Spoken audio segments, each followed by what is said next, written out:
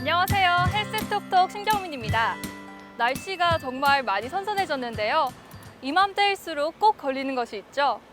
바로 감기입니다. 한절기만 되면 남녀노소 할 것 없이 감기 때문에 고생하시는 분들 정말 많은데요. 오늘은 특히 여성에게 감기처럼 오는 질환에 대해 이야기해 보겠습니다. 어떤 질환일지 궁금하시죠? 저희 헬스톡톡에서 쏙쏙들이 알려드리겠습니다. 여성의 삶의 질을 떨어뜨리는 두 가지 질병의 정체를 공개합니다. 특히 초경이 빠르거나 폐경이 늦은 여성 또는 비만인 여성이 특별히 더 유의해야 하는 질병은 무엇일까요? 바로 자궁 내막암과 자궁 근종입니다. 전문가에게 듣는 빠르고 안전한 치료법을 지금 헬스톡톡 시즌2에서 확인해 보세요. 네, 여러분의 건강 궁금증을 똑똑하게 해결해드릴 톡톡 교실 시간입니다. 네, 여성에게 감기처럼 오는 질환에 대해 설명해 주실 우리 전문의 모셔봤는데요. 안녕하세요. 예, 안녕하세요. 산부인과 전문의 이정훈입니다.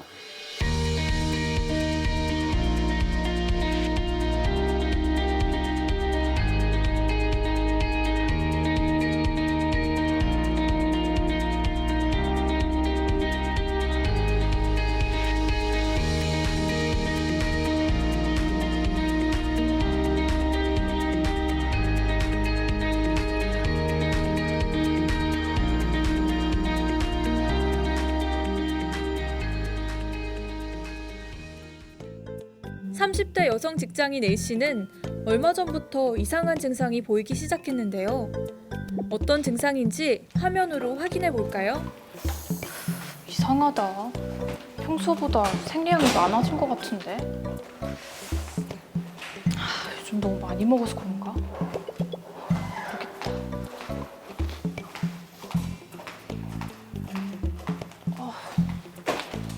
왜 이렇게 배가 아프지? 생리통도 없었는데 이상하다.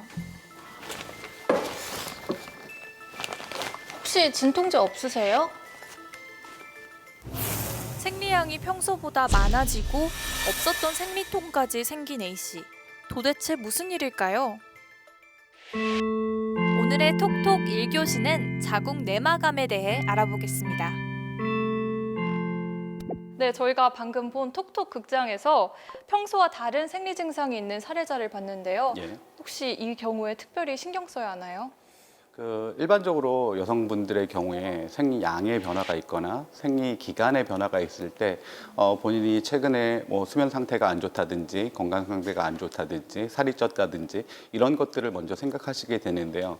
실제적으로는 산부인과적인 부인과적인 부분들에서 문제가 생겼을 때 이런 증상들이 나올 수 있기 때문에 좀 더 유의 깊게 관찰을 해보실 필요가 있습니다. 혹시 자궁 내막암이라고 들어보신 적이 있으신지요? 자궁 경부암은 들어봤는데요. 내막암은 좀 낯선데요. 자궁 경부암 같은 경우는 자궁의 맨 아랫부분에 암이 생겼을 때고요. 네. 특히 생리를 만드는 자궁 내막 부분에 암이 생겼을 때를 자궁 내막암이라고 얘기를 합니다. 대개 50대 중반에서 60대 초반 정도에 많이 발생을 하게 되고 자궁 내막에 암이 생기다 보니까 실제적으로 환자분들이 나타날 수 있는 증상이라고 하면 생리의 변화가 가장 큰 증상으로 나타날 수 있는 거죠. 그럼 30대부터 50대 그리고 60대 초반까지 연령대가 상당히 넓은 것 같은데요. 혹시 더 주의해야 할 사람이 있을까요? 자궁 내막암이 많이 발생되는 환자들 같은 경우에는 여성 호르몬 중에서도 에스트로겐의 분비가 많은 환자들에서 생길 수 있거든요. 그렇기 때문에 초경이 빠르거나 폐경이 늦거나 또는 비만이신 분들에게 자궁 내막암의 발생 빈도가 높게 측정이 되고 있고요.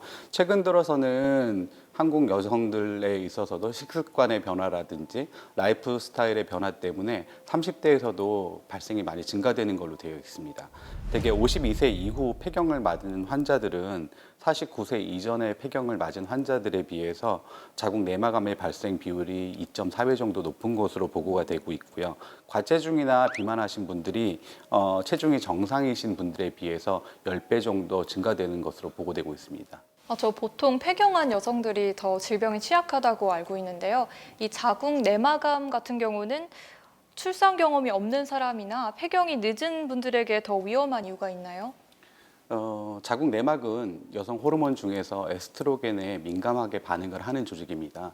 때문에 출산을 하지 않거나 비만하거나 또는 폐경이 늦은 환자들에 있어서는 에스트로겐에 지속적으로 자극이 되기 때문에 자궁 내막암의 발생 비율이 높게 나타나게 됩니다.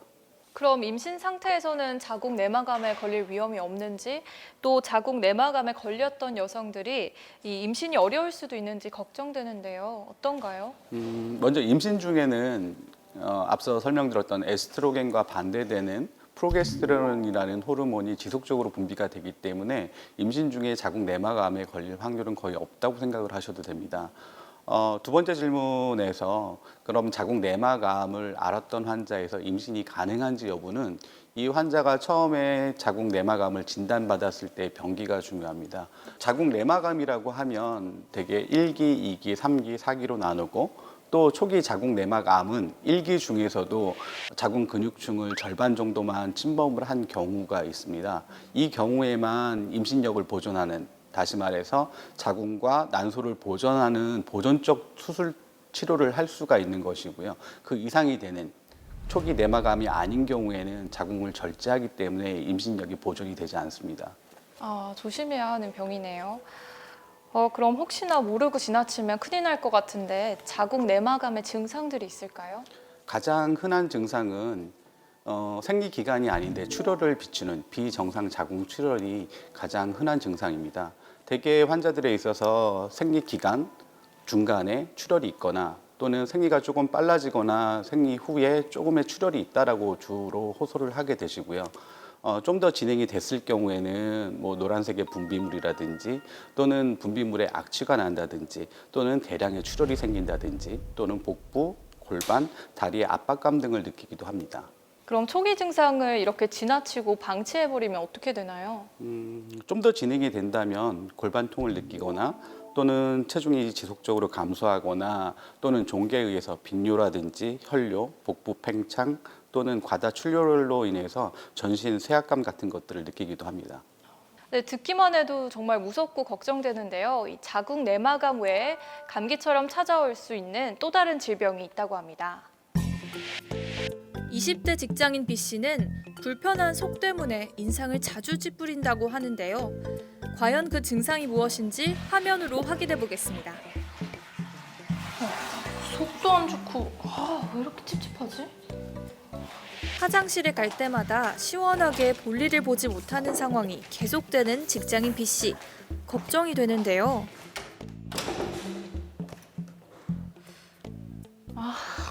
이거 먹고도 안 되면 진짜 방법이 없다.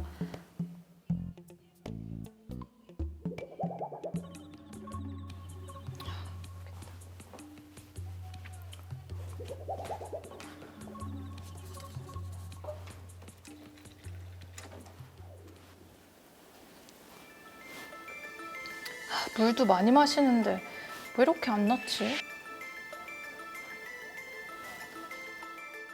변비약도 먹어보고 물도 많이 마시지만 문제는 해결되지 않고 있습니다. 혹시 다른 문제가 있는 걸까요? 톡톡 2교시는 자궁 근종에 대해 알아보겠습니다. 두 번째 톡톡 극장의 사례자, 화장실에 갈 때마다 이렇게 시원하게 볼일을 보지 못하는 것 같은데요. 혹시 이것도 자궁과 관련이 있나요? 네, 그렇습니다. 자궁에서 흔하게 발생되는 질환이 자궁 근종인데요. 대개 35세 이상의 여성의 경우에 한 20% 정도에서 자궁 근종이 발견되고 있습니다. 특히 자궁은 앞쪽으로 방광, 뒤쪽으로는 직장이 위치하기 때문에 근종의 크기가 커지면 소변을 자주 본다든지 하는 방광의 증상 또는 변비가 생긴다든지 하는 직장의 증상들이 생길 수 있습니다. 그럼 자궁 근종도 자궁 내막암처럼 폐경 후 여성에게서 많이 나타나나요? 아닙니다. 자궁 근종은 자궁 내막암과는 다르게 폐경 이후에는 사이즈가 줄어드는 경우가 대부분이고요. 대개 특별한 증상도 유발하지 않는 경우가 많습니다. 만약에 폐경 이후에도 자궁 근종의 크기가 커진다거나 또는 통증을 유발한다든지 했을 때는 자궁 근종의 2차 변성이나 또는 자궁 근종이 아닌 자궁 육종과 같은 암도 고려해 볼 수 있기 때문에 적극적인 진찰이 필요한 경우도 있기는 합니다. 그러면 폐경기 여성에게 근종이 나타나면 꼭 수술을 해야 하는 거죠? 앞서서 말씀드렸던 것처럼 폐경 이후에는 자궁 근종으로 인한 생리양 과다라든지 생리통이라든지 이런 문제들도 잘 발생되지 않고 크기도 대부분 감소되는 경우가 있기 때문에 폐경기의 여성에 있어서 자궁 근종이 진단되었을 경우에는 적극적인 수술적인 치료보다는 지켜보는 치료를 많이 하게 됩니다. 네, 근데 이게 자궁 안에 종양이 생긴 거잖아요. 혹시 임신이나 출산을 계획하시는 여성들은 걱정이 많을 것 같은데 문제가 생기진 않나요? 모든 자궁 근종이 임신과 또는 출산에 영향을 주는 것은 아닙니다. 하지만 자궁 근종의 크기, 위치에 따라서 임신과 출산에 영향을 줄 수도 있는데요. 특히 자궁 내막에 가깝게 자궁 근종이 존재할 경우에는 임신하는 것 자체를 저해할 수도 있고요. 또는 임신이 됐다 하더라도 유산의 확률을 높인다든지 또는 출산 과정에서 아기가 진행되는 과정을 막는 현상도 생길 수 있고요. 또 아기가 출산되고 나서 자궁 수축이 되고 출혈이 멈춰야 되는 상황에서 출혈이 멈추지 않게 하는 그런 역할을 할 수도 있습니다. 그렇기 때문에 모든 임신을 원하는 여성에서 자궁 근종을 다 치료한다기보다는 크기, 위치를 전문의와 상담을 통해서 수술을 할 건지 지켜볼 건지를 결정하시게 됩니다. 근데 이 자궁 근종을 방치하게 되면 어떤 문제가 생기나요? 특별히 증상이 없다면 그리고 크기가 크지 않다면 특별히 치료를 하지 않고 지켜보셔도 됩니다.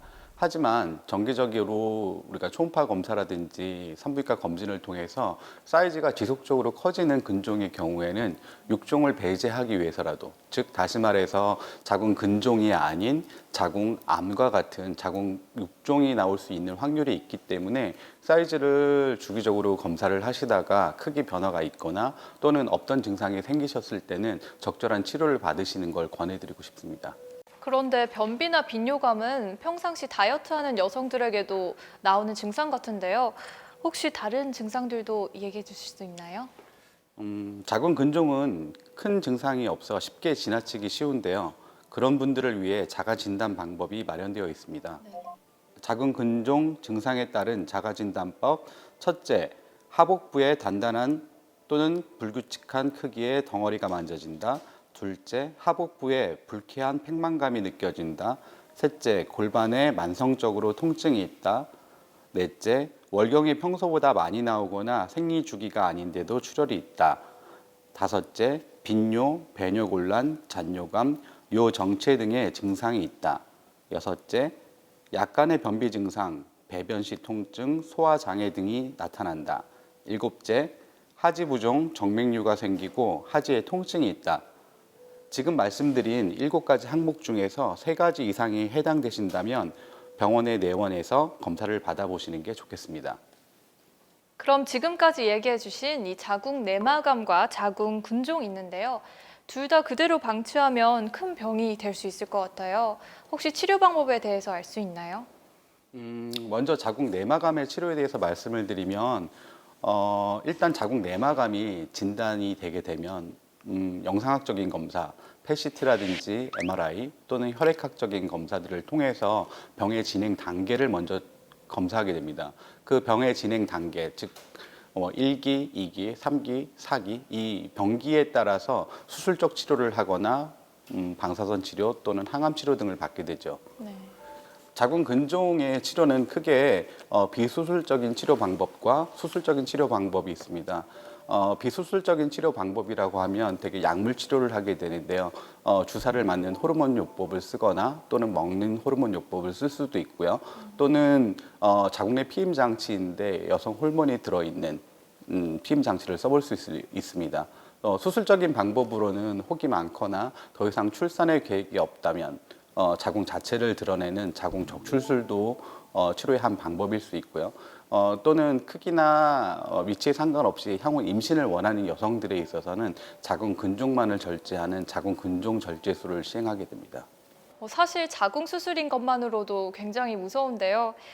이렇게 큰 수술 같고 위험해 보기도 해서 많은 분들이 꺼리실 것 같아요. 자궁 근종 절제술이나 자궁 적출술이나 수술 방법들이 많이 발전을 했습니다. 예전 같으면 배에 한 15cm에서 20cm 정도의 개복을 통해서 수술을 시행했지만 요즘엔 복강경 수술이라든지 로봇 수술 등을 통해서 모든 수술들을 시행할 수 있습니다.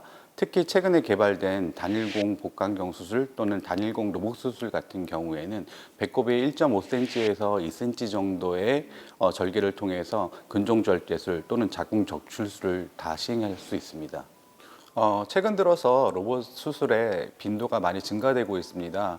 근데 로봇 수술의 장점이라고 생각을 해보면 자궁 내막 암을 통해서 생각을 해보면 최대 10배 정도 확대된 시야를 통해서 수술이 시행이 되고 또는 의사의 손떨림을 보정해 줄 수 있는 로봇 팔들로 안정적으로 수술이 진행되기 때문에 주변 장기의 손상이라든지 신경 손상 또는 암을 최대한 손상시키지 않고 통째로 드러내는 그런 수술의 예후를 좋게 만드는 측면들이 있고요.